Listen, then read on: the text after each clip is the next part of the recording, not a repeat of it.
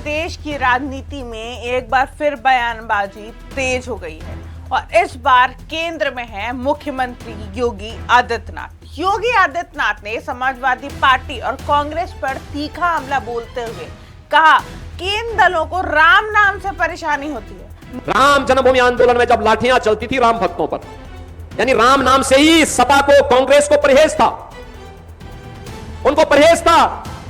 लेकिन अब अयोध्या में डबल इंजन सरकार की ताकत देखिए, भगवान राम का दुनिया का सबसे बड़ा मंदिर बन गया है, भव्य मंदिर का निर्माण हो गया। मुख्यमंत्री का यह बयान ऐसे समय आया जब उत्तर प्रदेश में राजनीतिक माहौल लगातार गर्म बना हुआ है और सभी दल अपनी अपनी रणनीतियों को मजबूत करने में जुटे हैं।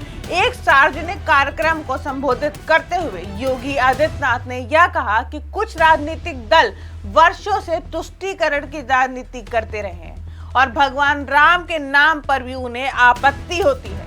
उन्होंने कहा कि आज अयोध्या केवल भारत ही नहीं बल्कि पूरी दुनिया में आस्था और सांस्कृतिक पहचान का बड़ा केंद्र बन चुकी है। अयोध्या में डबल इंजन सरकार की ताकत देखिए, भगवान राम का दुनिया का सबसे बड़ा मंदिर बन गया है, भव्य मंदिर का निर्माण हो गया। योगी ने दावा किया कि राम मंदिर निर्माण के बाद उत्तर प्रदेश की छवि बदली है और राज्य की नई पहचान मिली है। मुख्यमंत्री ने अपने संबोधन में केवल धार्मिक मुद्दों की ही बात नहीं की बल्कि विकास और कानून व्यवस्था को भी अपनी सरकार की बड़ी उपलब्धि बताया। योगी आदित्यनाथ ने कहा कि पहले उत्तर प्रदेश की पहचान अपराध, दंगे, पलायन से जुड़ी रहती थी।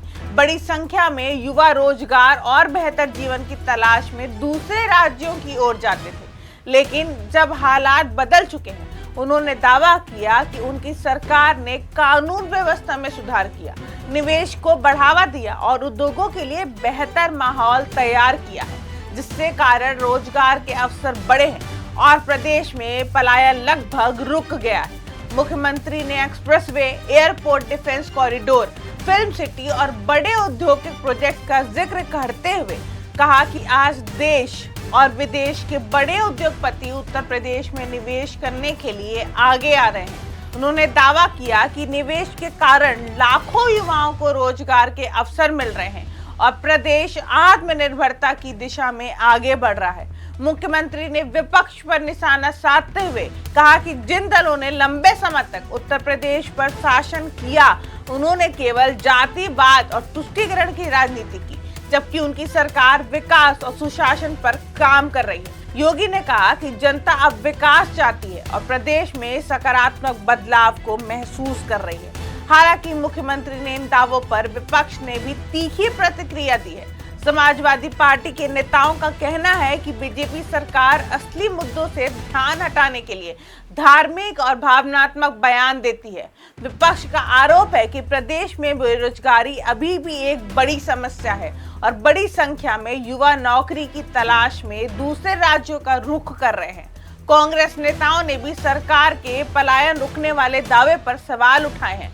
उनका कहना है कि अगर हालात इतने बेहतर हैं तो बड़ी संख्या में युवा प्रतियोगी परीक्षाओं और रोजगार के लिए अभी भी दिल्ली, मुंबई, पुणे और बेंगलुरु जैसे शहरों की ओर क्यों जा रहे हैं। विपक्ष ने यह भी आरोप लगाया कि सरकार केवल बड़े योजनाओं और प्रचार के जरिए विकास का माहौल दिखाने की कोशिश कर रही है, जबकि जमीनी स्तर पर कई समस्याएं अभी भी मौजूद है। राजनीतिक विशेषज्ञों का मानना है कि योगी आदित्यनाथ का यह बयान सिर्फ एक राजनीतिक प्रक्रिया नहीं बल्कि आने वाले चुनावों की रणनीति का हिस्सा भी माना जा रहा है। बीजेपी उत्तर प्रदेश में हिंदुत्व और विकास दोनों मुद्दों को साथ लेकर आगे बढ़ना चाहती है। एक तरफ राम मंदिर और सांस्कृतिक राष्ट्रवाद के जरिए पार्टी अपने पारंपरिक वोट बैंक को मजबूत करने की कोशिश कर रही है, वहीं दूसरी तरफ निवेश, रोजगार और इंफ्रास्ट्रक्चर के जरिए युवाओं और मध्यम वर्ग को साधने का प्रयास किया जा रहा है। यही कारण है कि मुख्यमंत्री अपने भाषणों में लगातार राम मंदिर, कानून व्यवस्था और विकास मॉडल तीनों मुद्दों को एक साथ जोड़कर पेश कर रहे हैं। अब बड़ा सवाल यही है कि जनता किस मुद्दे को ज्यादा अहम मानती है, धार्मिक पहचान या रोजगार और विकास। क्या बीजेपी का यह मॉडल आने वाले चुनावों में भी असर दिखाएगा जब विपक्ष बेरोजगारी और महंगाई जैसे मुद्दों के जरिए सरकार को घेरने में सफल होगा? फिलहाल इतना तय है कि योगी आदित्यनाथ के इस बयान ने उत्तर प्रदेश की राजनीति को सिर्फ गर्म कर दिया है और आने वाले दिनों में इस मुद्दे पर सियासी बयानबाजी और तेज होने की पूरी संभावना है। तब तक के लिए बने रहे हमारे साथ। मैं निशिता और आप देख रहे हैं इंडिया तक। जंक्शन, खबरों का जंक्शन।